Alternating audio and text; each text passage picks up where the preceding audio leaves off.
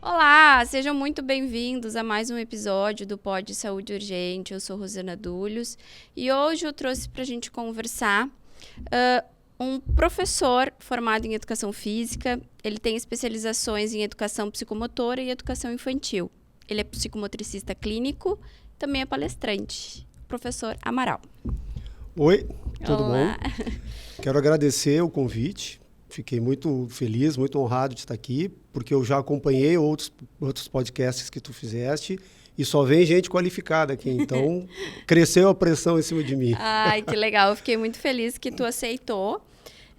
Como eu falava há pouco ali, que a gente estava conversando, eu tento mesclar, né? Então, eu trago uma mãe atípica, trago um pai atípico e trago um profissional. E assim eu tento ir dosando para a gente trazer toda a parte de experiência de uma família típica, como também a parte dos tratamentos, né, para as crianças. E aí eu tento ir misturando. E a gente já tá, acho que no episódio 22, 23, não sei, e eu ainda não tinha trazido um psicomotricista, né? E aí, então, fiquei muito feliz que tu aceitou meu convite. Quero que tu nos conte um pouquinho da tua história e quero entender também um pouco como que é o teu trabalho e a atividade que tu desempenha. Certo. Então, pode contar aí um pouquinho da tua vida, te apresenta para a galera.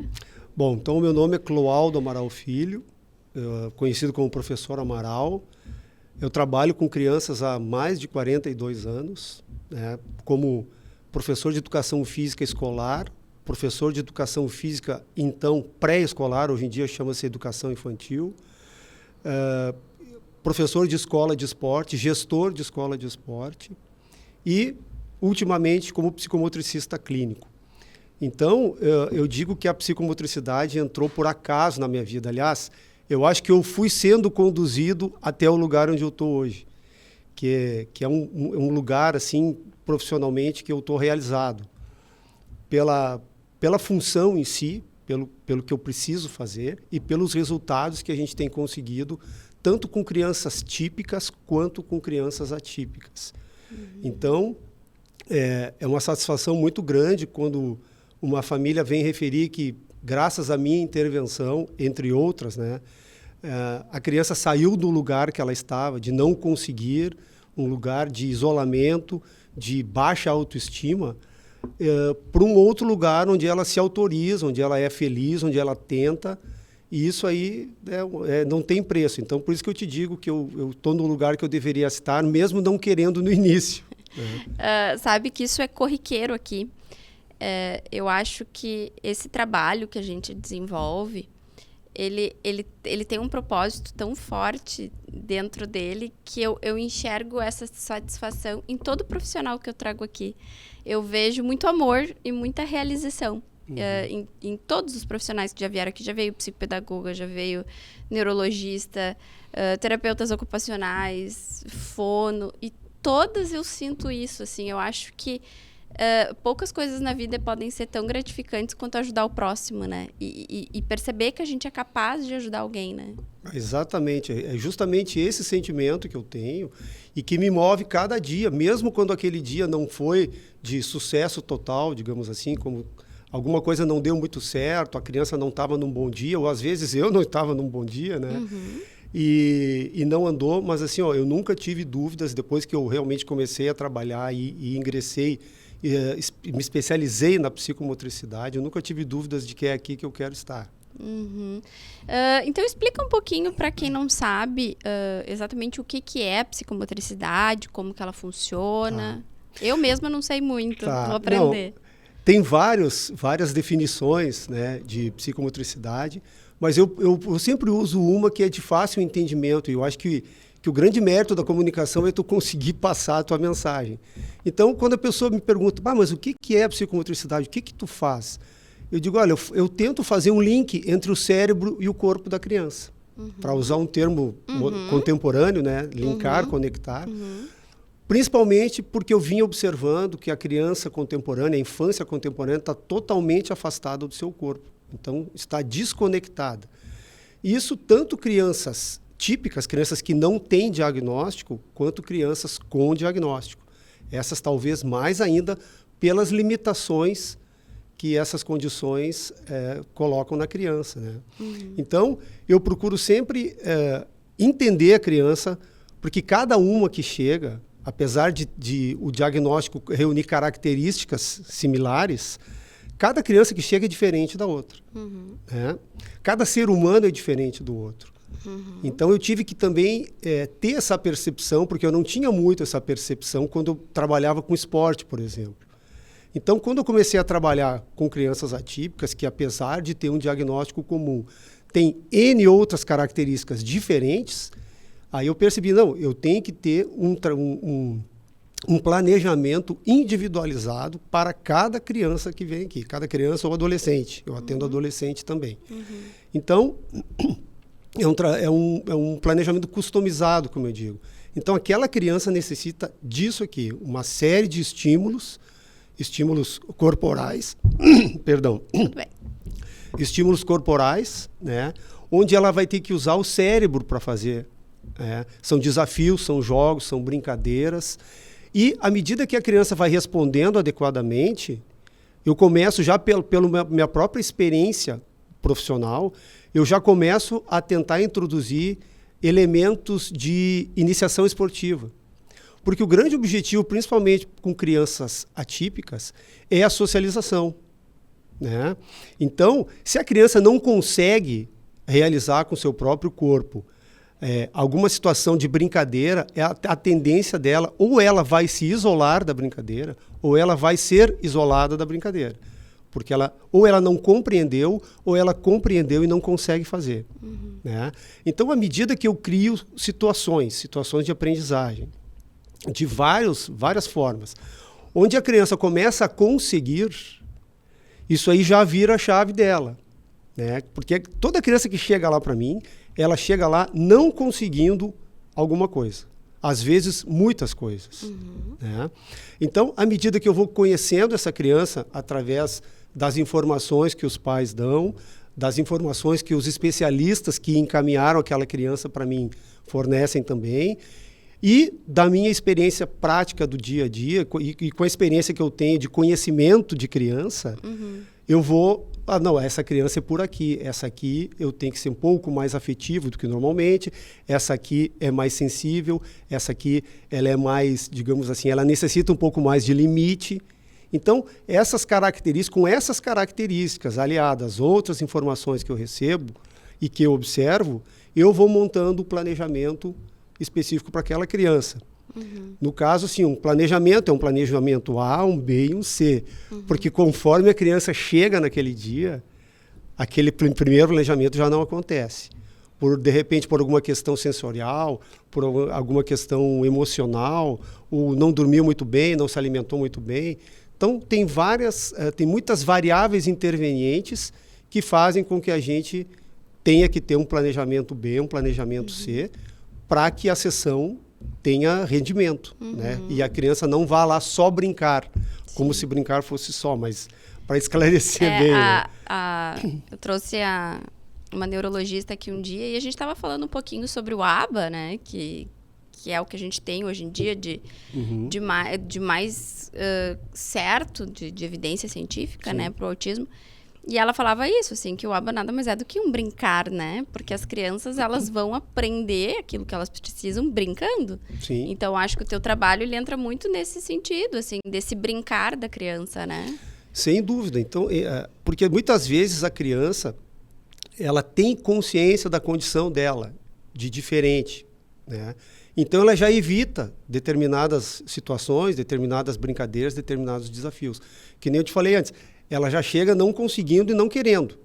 Porque nós, adultos, também somos assim. Aquilo que não nos dá prazer, aquilo que nos fere, nos machuca, como, por exemplo, não conseguir alguma coisa que todos os outros estão conseguindo, a gente foge daquilo ali. Não, isso aqui eu não quero. Eu quero aquilo que eu sou bom, que eu consigo, aí eu me divirto, aí gera motivação, todo aquele círculo virtuoso. E é exatamente assim. A gente mesmo... Eu jogo pádel. E aí, às vezes, tem dia que eu jogo muito mal. Eu digo, não vou mais jogar. Não vou mais jogar, não quero mais isso pra minha vida. Eu sou muito ruim. Sim. Aí eu vou no dia seguinte e jogo super bem. Aí eu... Não, já vamos marcar outro jogo amanhã. E a gente tem isso mesmo, claro. de fugir daquilo que nos frustra, né? Não, exatamente. E isso aí numa criança típica que tem mais dificuldades, isso aí é exacerbado, né? Então, nós temos, eu no caso, né, um psicomotricista, eu tenho que ter todo o cuidado também de conhecer aquela criança na especificidade dela para dar o estímulo na intensidade adequada, né?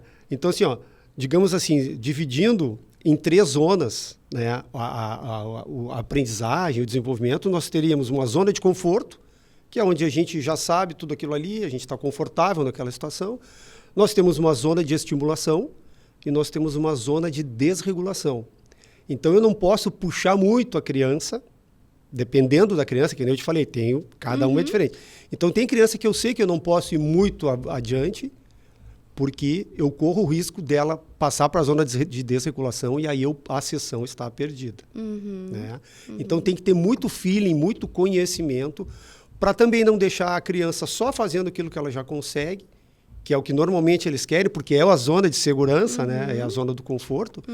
Só deixar a criança só fazendo aquilo que ela consegue e não promover nenhum desenvolvimento, nenhuma aprendizagem. Sim. Então, isso aí é uma outra característica do bom psicomotricista, que tem que ter esse olhar, tem que ter esse conhecimento para promover, até porque a maioria das crianças que eu atendo, elas vão lá comigo uma vez por semana, 45 minutos. Então, tu imagina, um ABA, que são 40 horas por semana, tu imagina comigo. Então, o que eu faço tem que ser muito significativo para ser suficiente e dar resultado. E na semana seguinte a criança querer ir lá, oba, tem Amaral, vamos lá, sabe? Então, e quando eles voltam, a gente tem certeza de que o caminho é esse aqui, né? Sim, tá indo no caminho certo. E a psicomotricidade, ela atua muito em conjunto com as demais terapias, né? Eu imagino que ande bastante junto com a fisioterapia, com a terapia ocupacional. Ela serve como um complemento, né, a essas intervenções. Exatamente. Eu até considero, né, muita gente considera que a base das terapias é a terapia ocupacional, né?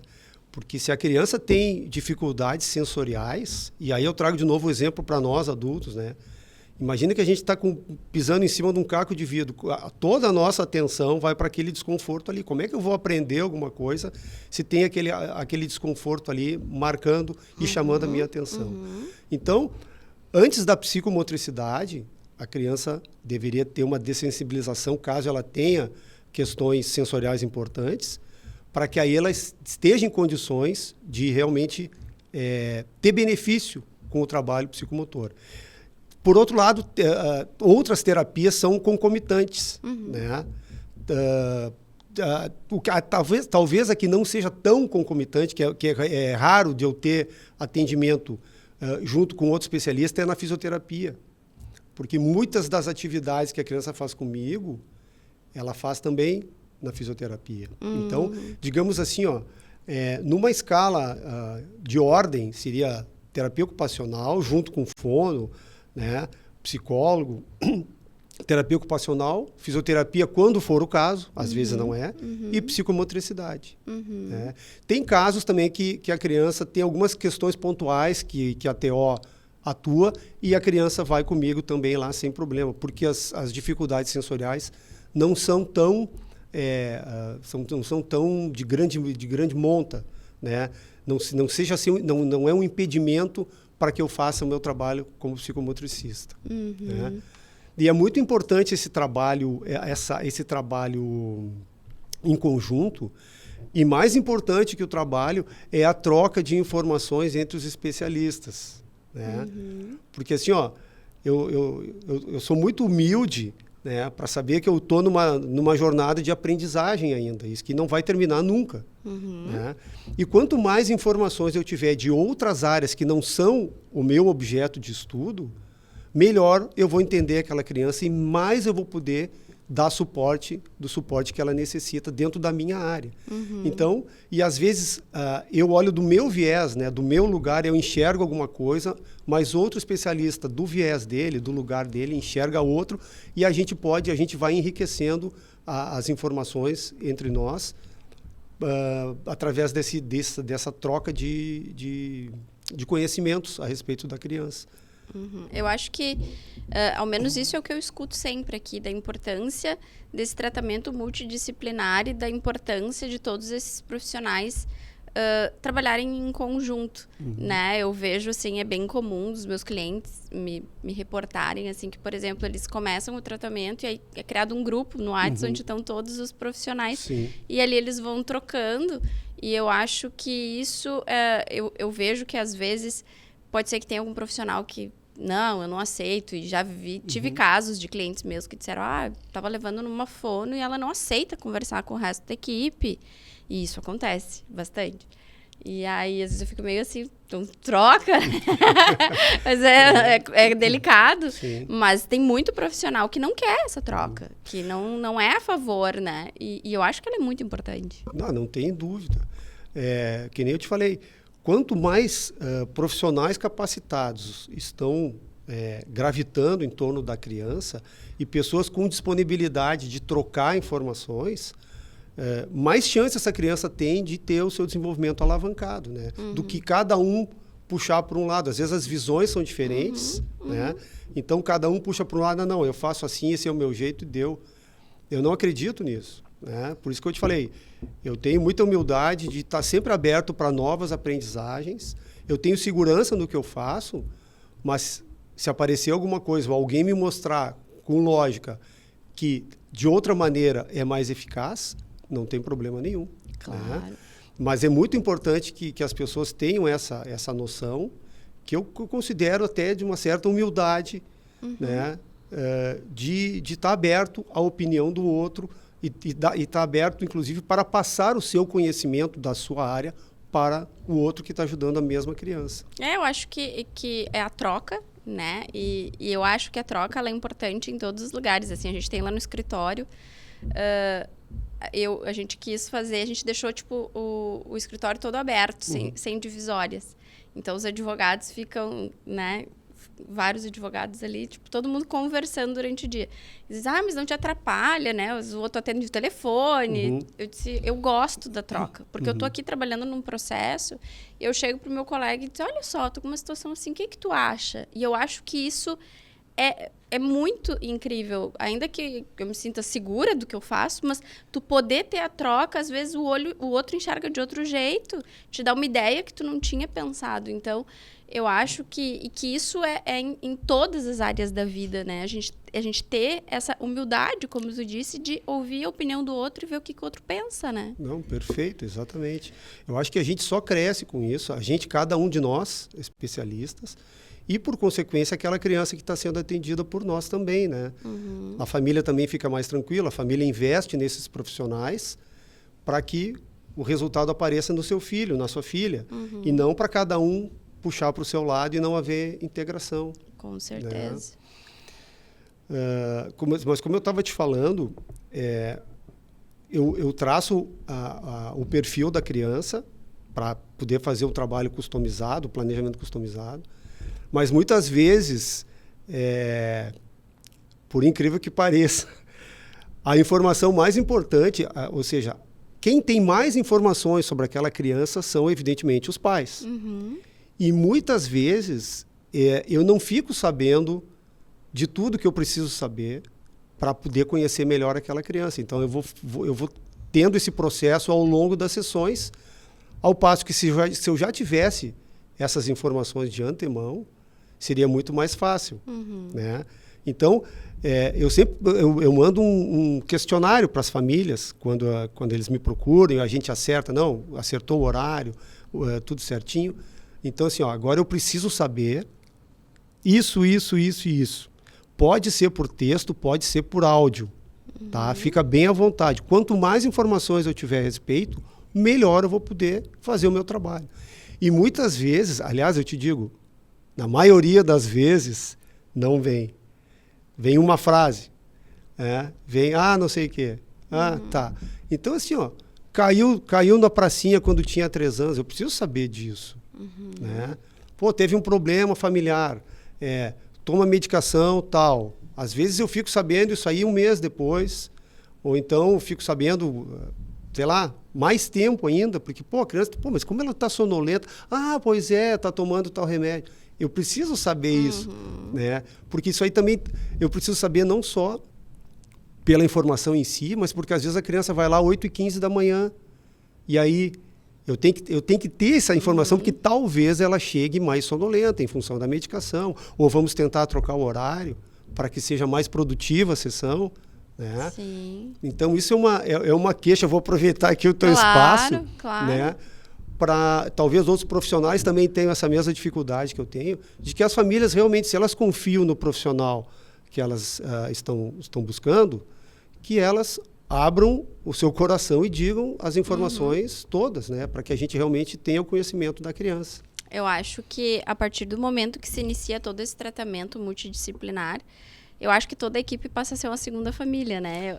Então, as coisas têm que ser compartilhadas, né? Eu lembro que a minha mãe era professora da educação infantil também. E ela contava, assim, que às vezes uma família chegava assim e dizia, queria contar, faz 1 mês que a gente se separou. E ela dizia, faz 1 mês que eu tô percebendo que tem alguma coisa acontecendo. Porque a criança, ela é um reflexo daquilo que ela vive, né? Então, quando compartilhada essa informação, acho que auxilia bastante o profissional que vai atender, até para entender como é que está o emocional, como é que está tudo isso, como tu falou da medicação. De manhã fica sonolento, então tem que fazer o treinamento à tarde, né? Tudo isso é muito importante. Não, sem dúvida. Quem trabalha com criança, trabalha com a família da criança. Né? Então, a criança é muito direta, assim, ela não consegue esconder. Por isso que quando eu recebo um elogio ou um abraço sincero de uma criança, eu sei que aquilo ali, a intenção dela é só aquela, não tem outra por trás. Né? Então é muito, muito interessante. E todas as mudanças de comportamento que a criança apresenta, alguma causa tem. Ou é uma causa emocional, socioemocional, ou é uma causa química, neuroquímica, né? E a gente precisa saber para, de repente, alterar o rumo daquilo que a gente estava pensando. E não ficar tentando descobrir o que é. Sim. Né? Até para poder adaptar, né, muitas vezes, o treinamento ao indivíduo que está ali, né? Claro. E o que está acontecendo na vida dele. Acho que é essa de fato. E é uma situação, como a gente falava antes, que acontece com outros profissionais também, né? Essa ausência da informação. Eu sim, quando eu fui procurar especialistas para os meus filhos, eu tenho uma filha e um filho, agora eles não estão necessitando mais, mas já necessitaram. Eles são atípicos? Não. Tá. Eu abri o meu coração, como eu digo, eu falei todas as informações que eu achei relevantes, não estava muito preocupado, eu vou me preservar porque ela vai saber, essa pessoa vai saber alguma coisa de mim. Eu estou preocupado com o atendimento ao meu filho e minha filha ali, né? E eu acho que deu certo. Tanto é que agora, hoje em dia, faz tempo que eles não necessitam mais desse suporte. Sim. Não, eu acho que esse é o caminho, assim. Quando se fala numa tríade, né? Que é aquela tríade família, equipe, ali a escola e o indivíduo ao centro. Sim. Então, tem que haver essa conexão ali, né? Não, exatamente. Mas voltando a essa questão da equipe, eu atendo uma criança que é não verbal, tá? E está num processo, assim, de aquisição. E a gente sabe que não é fácil, né? Mas e toda a equipe, então, a gente tem o grupo, e esses dias ele teve um avanço sensível, assim, muito legal, num dos especialistas, e postou no grupo. Foi uma alegria geral, né? Porque cada passo, cada avanço tem que ser comemorado, né? E aquele ali já vai ser o degrau de onde a gente vai dar o outro passo, e assim por diante. Sim. Enquanto eu não trabalhava com crianças atípicas, né? Trabalhava com esporte, a gente não tinha muito essa visão, né? De que qualquer passo é um passo importante, é uma vitória, tem que ser comemorado, né? Mas, ao mesmo tempo, essa minha experiência no esporte me ajudou muito a conhecer criança, fases do desenvolvimento, famílias, né? Mas eu sempre tive uma abordagem um pouco diferente da eminentemente técnica, né? E essa outra dificuldade da infância contemporânea com relação aos esportes. Como a gente estava comentando ali, a infância contemporânea ela está muito afastada do seu próprio corpo. Então, situações, por exemplo, em que na tua infância era natural, tu tirava de letra estímulos, brincadeiras, desafios, tu ia bem, hoje em dia eles não conseguem. E eu fui observando isso, talvez isso também tenha sido um impulso para eu ir para a psicomotricidade. Porque eu percebi que as crianças chegavam cada vez com menos ferramentas corporais para aprender o básico de determinada ação corporal, de determinada modalidade esportiva, por exemplo. Né? E aí eu digo, não, alguma coisa está errada aqui. Então, vamos ter que ver como é que a gente ajuda. Porque se a criança não consegue chutar a bola, não adianta ela fazer 200 vezes chutar a bola. Nas 200, ela não vai conseguir, se ela tem algum comprometimento mais sério, e ela só vai se frustrar. Cada chute desses 200 que ela der na bola, ou seja, que ela vai errar, só vai consolidar aquela baixa autoestima que ela já tem, por não conseguir. E tu atribui a essa questão muito ao que a gente vê hoje de telas, das crianças que não brincam mais como a gente brincava, né? Eu falava antes, eu cresci jogando taco, vôlei, futebol, era brincando esconde-esconde, pega-pega. Era essa a minha infância, na rua, com os vizinhos brincando. Hoje em dia não é mais assim. Então tá todo mundo com o celular, com videogame, a televisão hoje é uma infinidade de opções que a gente não tinha, né, na nossa época. E é isso que está gerando esse descompasso do corpo? Eu já vou por uma outra linha. Tá? As pessoas, desde que os smartphones começaram a fazer parte da nossa vida como uma extensão do nosso corpo, né? Alguns especialistas já viram, isso aqui não vai dar muito certo.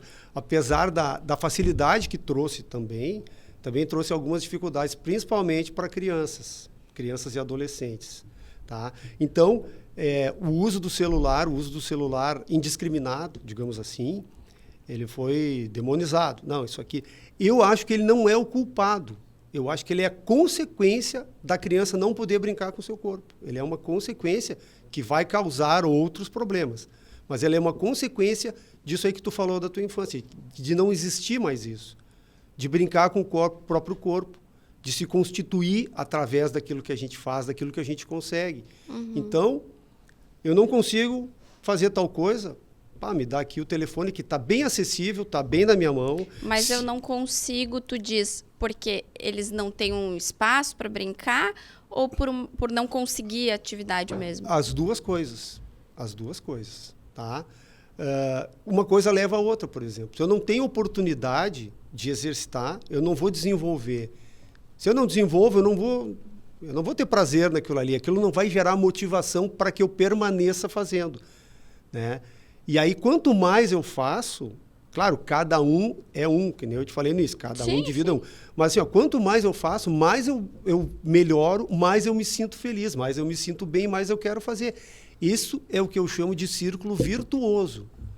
Ao contrário de não consigo, então eu não quero. Como eu não quero, eu não faço. Como eu não faço, eu não consigo. E aí? Aí fica aí, né?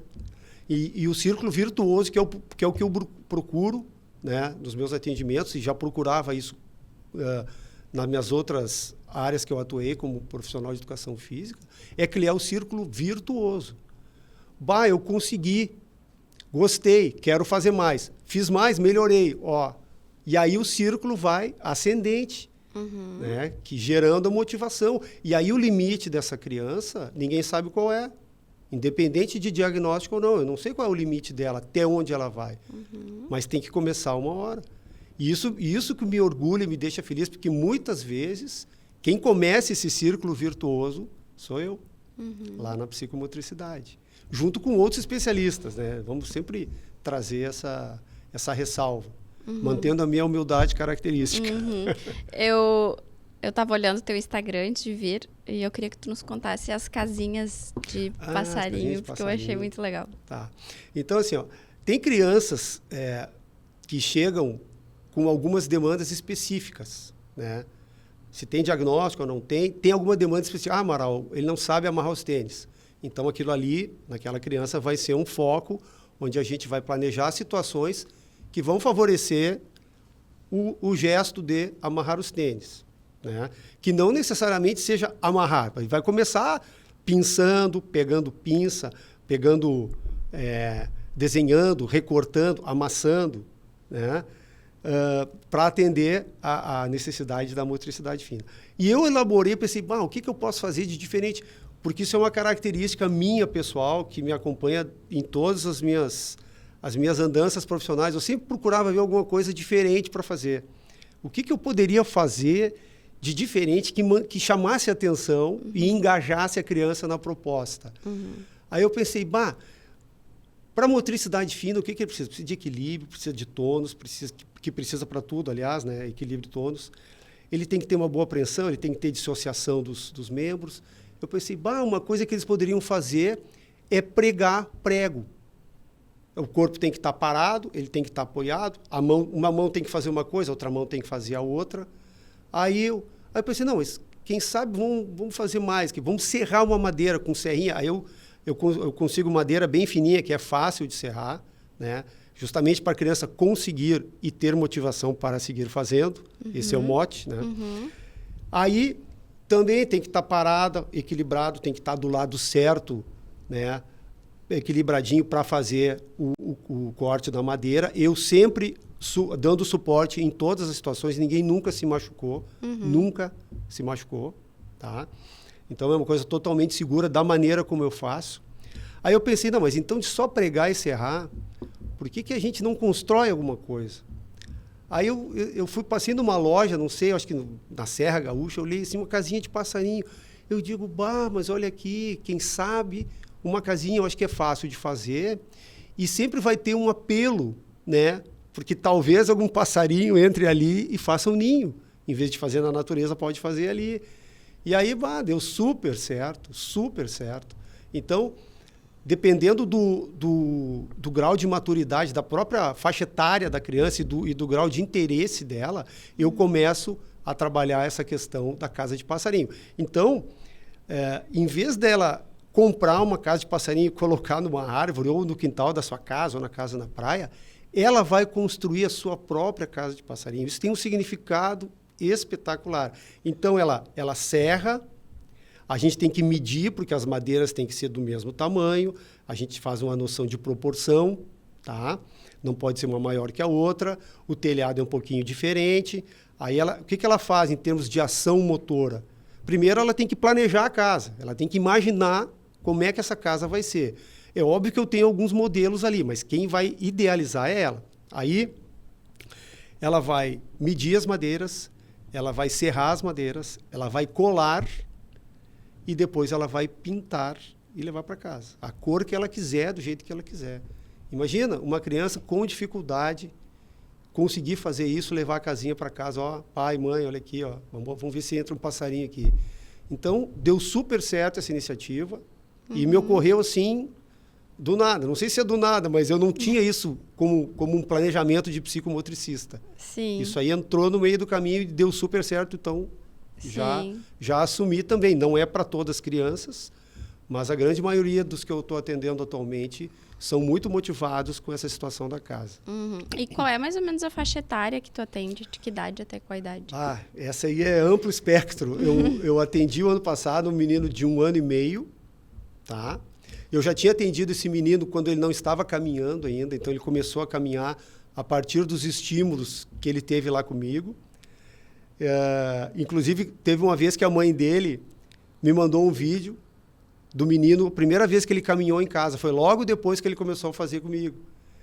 Eu fiquei super feliz, porque evidentemente não foi só a maturação neurológica dele, mas foi a estimulação que ele teve ali também, que favoreceu que ele levantasse e começasse a caminhar. Então, foi uma emoção geral, porque ela estava preocupada, porque ele estava um pouquinho além do tempo, não tendo nenhum interesse de caminhar. Ela estava meio preocupada, por isso que ela me procurou.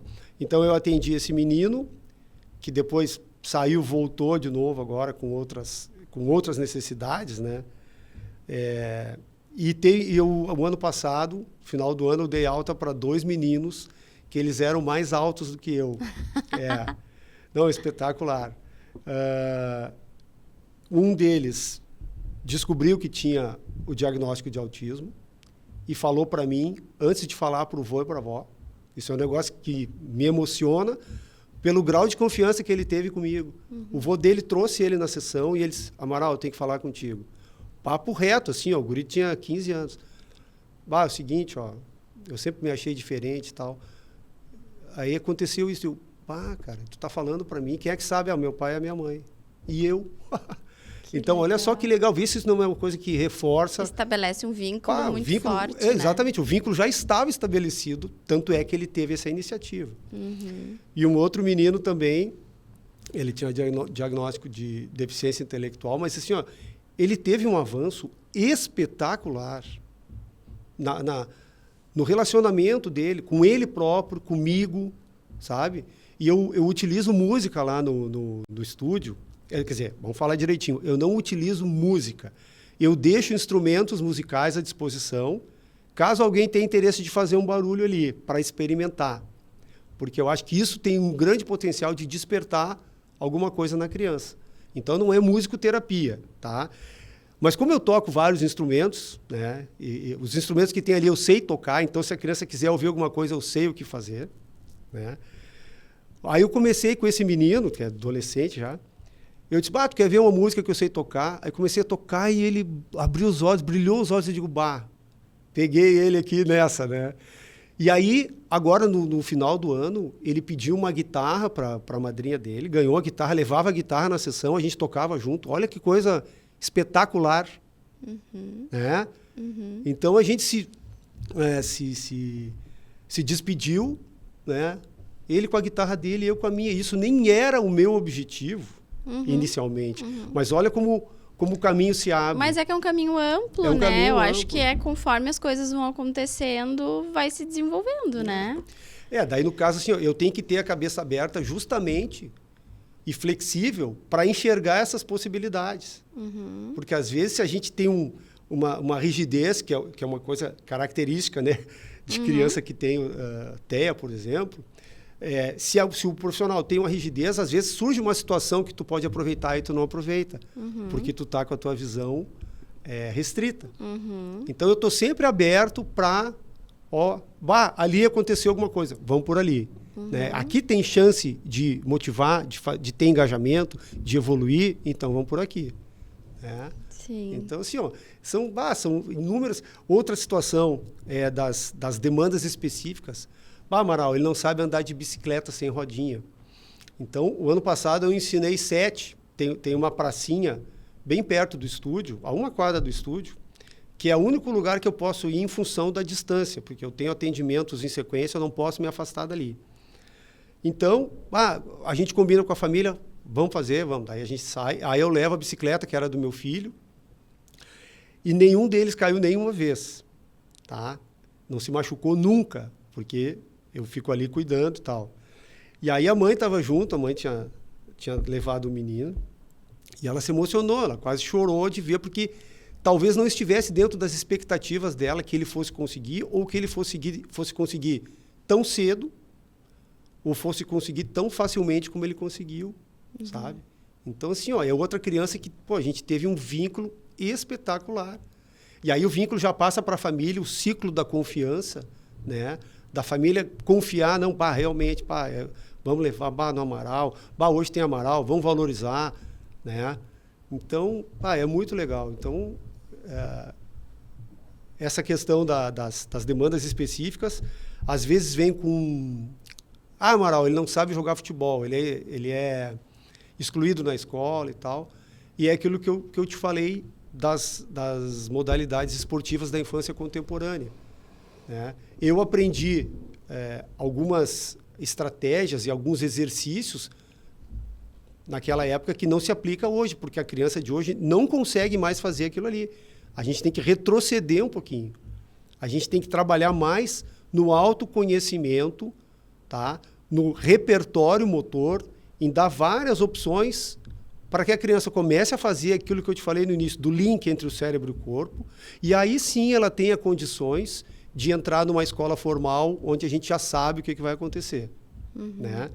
Porque se tu pega uma criança que não se conhece, ela não sabe qual é o lado direito, qual é o lado esquerdo, ela não se equilibra bem, ela mal consegue correr, como é que essa criança vai conseguir jogar uma modalidade esportiva, ainda mais uma como o futebol, que é o contrário do que a maioria pensa, é muito difícil. Tá? Esse negócio de que o brasileiro sabe, que não sei o que, isso aí é mito. O futebol é muito difícil, ele é cheio de nuances, de características, e a gente tende a ignorar isso aí, achar que não, dá uma bola para ele e é isso aí. Não é. E crianças com TEA têm uma dificuldade, né, de jogar futebol. As crianças com TEA, elas têm às vezes a dificuldade, e não todas, porque eu tenho crianças com TEA que são super habilidosas. Aí a questão que interfere é a rigidez cognitiva. Tá? Ou então a intolerância à frustração, que estão muito próximas. Né? Então, assim, faz 20 vezes uma ação. Na 21ª errou, larga tudo, joga para o chão e não quer mais saber. Sabe? E ela conseguiu 20 vezes. Olha só. Então, às vezes, com determinadas crianças, é justamente essa inflexibilidade que atrapalha o fato dela prestar atenção, olhar e tentar realizar. E a minha abordagem, eu sempre falo e eu mostro. Então, as pessoas que querem utilizar a minha abordagem como psicomotricista, e eu estou selecionando estagiários agora para o ano de 2025, uma das primeiras exigências que eu faço é de que elas têm que saber fazer aquilo que a gente vai tentar ensinar para a criança. Né? Nós vamos ser um modelo em muitas situações. Né? Então, olha aqui, eu quero que ela dê um saque de vôlei, eu tenho que saber dar um saque de vôlei. Estou pegando só um exemplo, né? Isso aí é uma coisa mais complexa. Mas tudo que eu quero que a criança faça, eu tenho que ter condições de executar, se não perfeito, perto da perfeição. Sim. Né? Um exemplo, um modelo, né? Exatamente, eu sou um modelo. Né? E eu imagino que esse trabalho também da criança aprender a lidar com a frustração é muito importante na área que tu atende, né? Porque eu imagino que o início ali do tratamento seja, de uma certa forma, muito frustrante pelas dificuldades, né? Do andar ali das coisas. Pois é, mas como eu te falei, eu procuro conhecer a criança, de preferência, antes dela sair do carro e entrar no estúdio pela primeira vez. Tá? Então, eu já fico sabendo que tipo de dificuldade ela tem, né, para poder fazer o planejamento adequado. E tem crianças onde, às vezes, dependendo do grau de maturidade, eu comemoro o erro. Por quê? Porque se ela suportou aquele erro, a gente já deu um passo acima na questão da tolerância à frustração. Então, às vezes os pais, nos primeiros encontros, eles ficam assistindo, porque eu faço questão que eles me conheçam o meu método, o que eu faço, como a criança responde e o que eles poderiam replicar em casa ou em outros espaços que eles estão vendo ali. Tá? Para que a criança chegue na próxima semana num patamar um pouquinho acima daquilo que ela deixou. Às vezes não é possível, por várias razões das famílias, mas quando isso é possível, a resposta é bem diferente da criança. E então, às vezes os pais, quando a criança acerta, e eu sempre começo com ela acertando, por uma questão óbvia, né, para motivar a criança para que na próxima sessão ela venha com disposição. Aí as famílias, cada vez que ela acerta, a família... Eu digo, pessoal, não vamos valorizar tanto o acerto, porque na primeira vez que ela não acertar, cai a casa. A gente corre esse risco. Tá? Então, vamos tratar o resultado da ação mais tranquilo. Acertou, que legal. Acertou, que legal. Errou, legal, vamos de novo. Não vamos dar tanta ênfase no acertar, porque daqui a pouco o não acertar O errar vai acontecer e nós vamos ter que lidar com isso de uma forma de desenvolvimento, né? Nós temos que alavancar o desenvolvimento da criança, né? Então, eu sempre procuro, nos primeiros encontros, criar situações que eu já conheço, pela minha experiência, situações que são legais, assim, que motivantes, e que eu tenho quase certeza que aquela criança vai conseguir. Se eu propus uma situação que eu vi que é muito difícil, eu faço uma adaptação. Eu troco material, eu faço assim, até que ela consiga, tá? Porque se eu for te dizer numa frase, essa frase até já foi usada antes do meu trabalho, eu te diria assim, ó, o meu trabalho é fazer a criança pensar, eu consigo, tá? Quando ela começa a ter esse pensamento, porque não é só conseguir, ela tem que ter a consciência que ela consegue, tá? Então, aí a gente dispara. E aí, que nem eu te falei, ela sai desse lugar e começa a subir, a gente não sabe onde vai parar. Sim. Né? E a gente falava antes também sobre uma situação de... como é que eu vou dizer? Muitas vezes os pais não imaginam do que eles podem ser capazes. As pessoas, no geral, às vezes não e não é possível se imaginar até onde pode ir. Exatamente isso, né? Exatamente. Eu sempre parto do princípio de qualquer criança, adolescente que chega comigo, eu sempre acredito no potencial dele, que às vezes eu nem conheço o potencial. Ele está chegando agora e diz, não, eu quero saber qual é o potencial e vamos chegar nesse potencial, que eu não sei qual é. Né? Não vamos limitar, esperar coisas da criança baseado num diagnóstico. Né? Então, eu sempre confio na criança, confio que ela vá, e quando ela começa a confiar nela própria, aí é que vira a chave. Né? Então, o meu trabalho é criar as condições para ela conseguir e ajudá-la, junto com os outros especialistas, a acreditar que ela conseguiu por méritos próprios. Entende? Então, eu prefiro sempre dizer assim, o Amaral ensinou. Não, ela aprendeu. A criança que aprendeu. Eu criei as condições. É uma outra abordagem. Claro, né? É uma frase que muda tudo. Completamente. Então, assim, isso que eu vi nesses 2 meninos adolescentes que eu acabei de te citar, a história deles, a confiança que eles tiveram saindo dali. Inclusive, assim, de dar tchau para mim. Não, Amaral, tá, teve emoção, teve, né, a gente não vai mais se ver e tal, mas não, vai viver a tua vida, agora é contigo, tá? Porque tudo que a gente podia fazer aqui é tranquilo, agora vai viver a tua vida, sabe? Então isso é muito legal, Dizem que todo terapeuta, o que ele quer é dar alta, né? Sim. Ainda que às não vezes deve dói um ser pouco. fácil. Às vezes dói um pouco. Mas a alta, eu acho que é o objetivo, né? Saber que conseguiu fechar um ciclo ali, né? Não, e sobre esses 2 meninos, especificamente, assim, os 2 se manifestaram comigo. Os 2...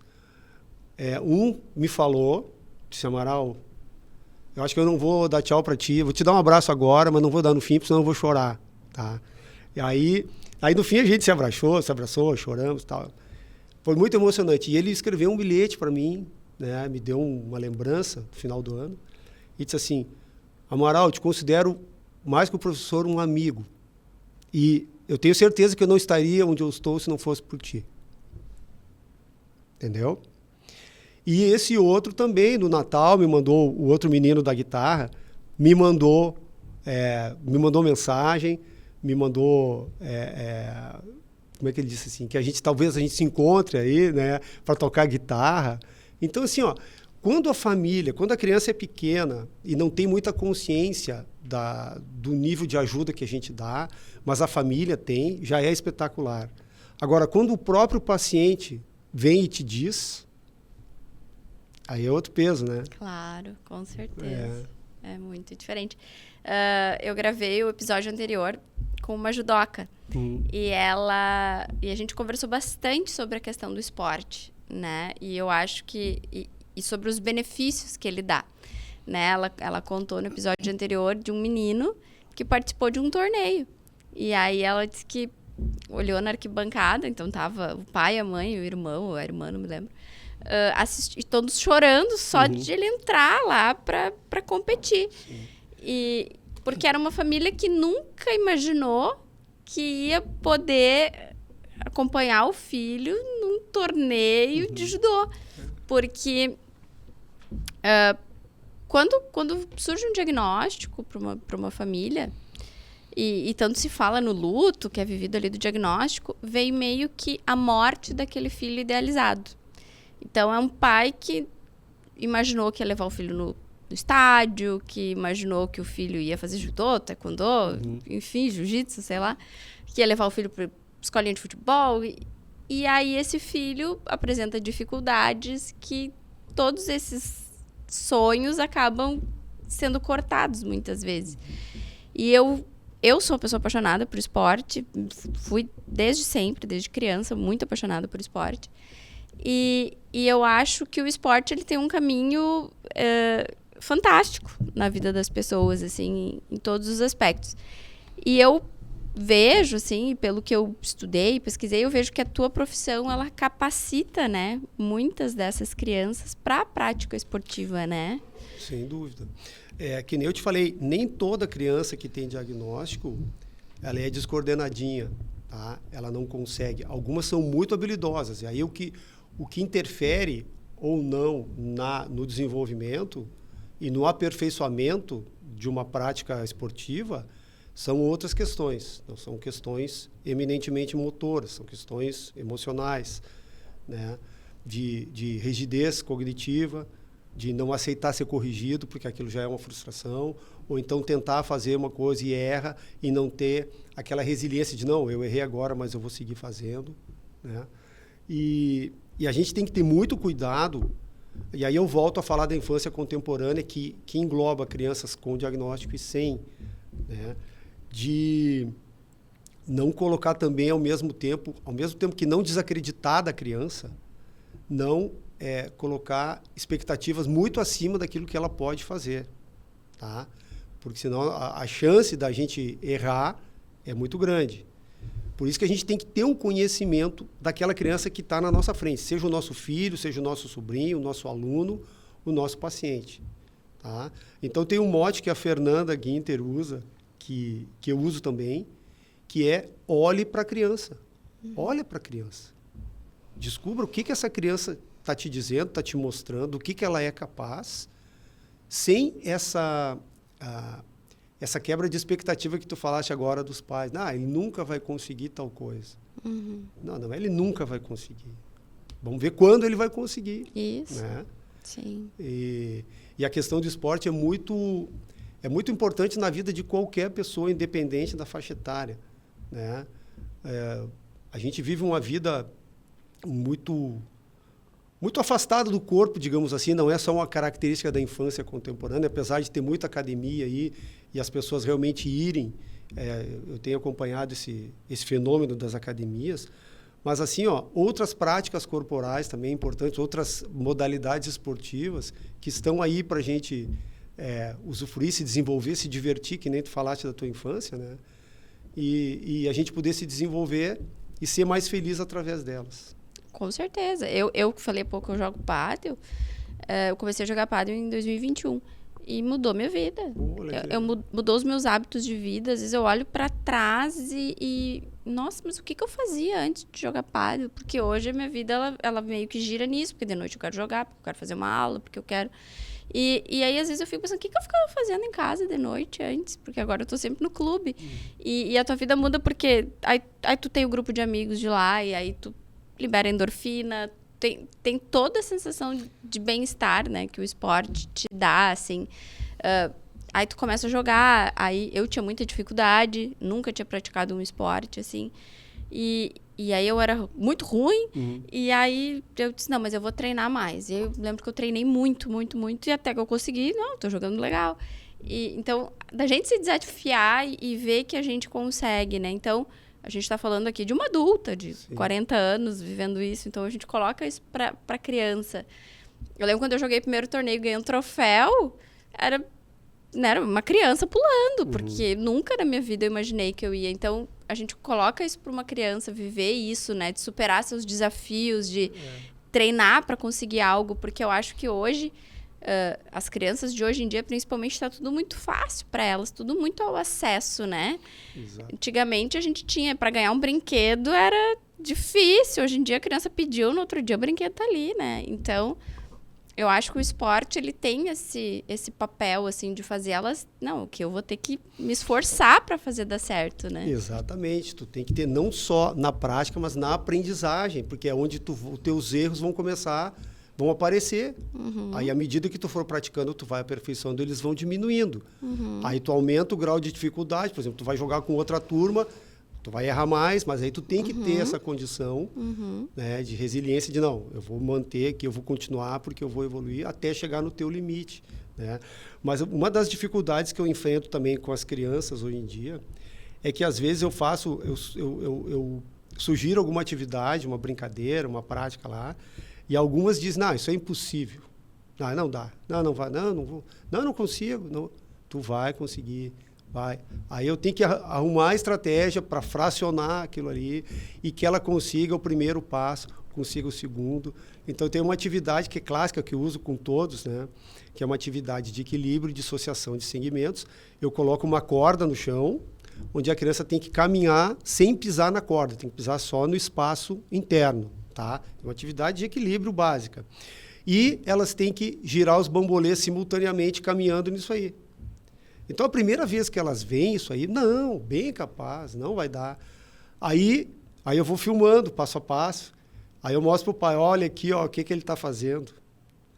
A criança. Aí eu tiro a corda, boto tijolos de madeira, que são mais elevados, que são mais estreitos, que são mais largos. Aumenta o nível de exigência e a criança... Aí eu digo para ela, pô, tu te lembra a primeira vez que tu viu isso aqui? O que tu disse para mim? Que era impossível. E agora? Agora não é. Que legal, então, né? é muito legal, né? E essas chaves, assim, essas aberturas de portas que a gente consegue fazer, isso é espetacular. Porque tu vê no olho da criança, consegui, achei que não ia dar. Então, não é só os pais que às vezes dizem, não vai dar, eu vou abandonar essa minha expectativa. A própria criança, olha, não consigo. Daqui a pouco ela está fazendo aquilo ali. Então, quebrou aquele pensamento inicial de eu não consigo. Pô, se eu conseguir isso aqui, eu acho que eu consigo outra coisa também. E aí eu fico mais à vontade de puxar um pouco mais. Baseado no, viu? Tu disse que não dava, esse aqui eu acho que dá também.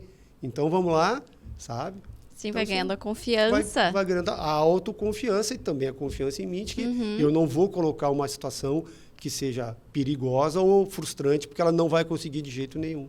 Sim, de fato é um trabalho muito satisfatório, né? Não tenho dúvidas disso. Não tenho dúvida. Por isso que eu te digo, na minha apresentação eu não falei, mas assim, quando eu me formei em educação física, a minha intenção era trabalhar com esporte de alto rendimento, de preferência futebol, ou ser treinador, ou ser preparador físico. Depois eu fiz ginástica olímpica, eu fiz vários esportes lá na faculdade, na ISEF da URGS. E aí a vida foi me conduzindo para chegar onde eu estou agora, que é esse lugar que eu adoro. A vida tem disso, né? Ela vai seguindo e acho que... Estava agora lembrando daquilo que tu falou sobre as pequenas conquistas, né? E eu acho que a vida é feita disso, né? A vida é feita das pequenas conquistas. E quando tu consegue valorizar isso e ver isso acontecendo diante dos seus olhos, deve dar um nível de satisfação muito maior do que talvez no atleta de alta performance, Tu sabe que eu já pensei várias vezes nisso. Isso eu já constatei, isso aí que tu falou agora é uma constatação minha, né? De que, a gente vê, principalmente hoje nas redes sociais, tu vê seres humanos fazendo coisas incríveis. Tu abre o Instagram ali, como é que o cara consegue... Só que assim, naquela criança que tem dificuldade, o mínimo passo que ela dá para frente ou para cima é espetacular. Né? Por essa questão de abrir o portal. Abri aqui, isso aqui estava fechado, agora abriu. Agora vamos caminhar por aqui. Né? Essa é a questão. Voltando, né, a Milena, que eu ouvi semana passada, ela vive os dois mundos. Porque ela é técnica na Sojipa da seleção olímpica, né?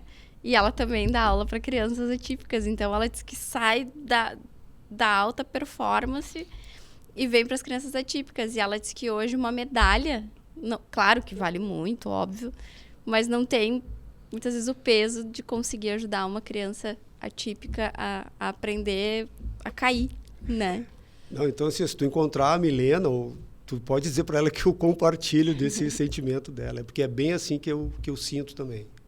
Mas eu acho que é assim. E acho que isso vai sendo assim, né? Eu vejo no meu trabalho, por exemplo, né?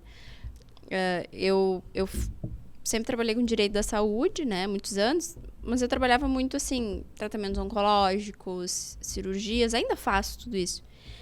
Mas quando as crianças atípicas começaram a aparecer, assim, uma depois da outra no escritório, assim, e claro, eu não tenho esse contato diário, mas eu recebo muito feedback das famílias, né? Então, por exemplo, no Ano Novo, agora eu recebi mensagens, assim, de pais me relatando, assim, doutora, meu filho está fazendo isso só foi possível porque tu conseguiu o processo pra gente, para ele ter o acesso às intervenções via plano de saúde ou SUS, né? Então, tipo, a gente deve isso a ti, muito obrigada.